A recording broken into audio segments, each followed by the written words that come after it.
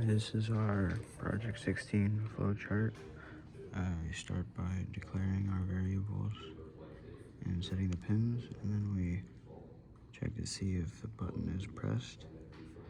And then if it's pressed, we check to see if the previous button press was a 0, and if it is, then we turn the green light off and then turn the red light on.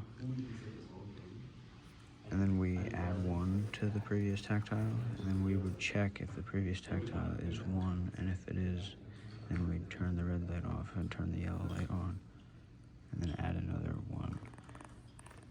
And then we would turn the yellow light off and the green light on if none of those were true. And then we'd reset the previous tactile to 0. And then this is our code. This is where we set our variables. And then this is the loop that I just described. And then this is our working project.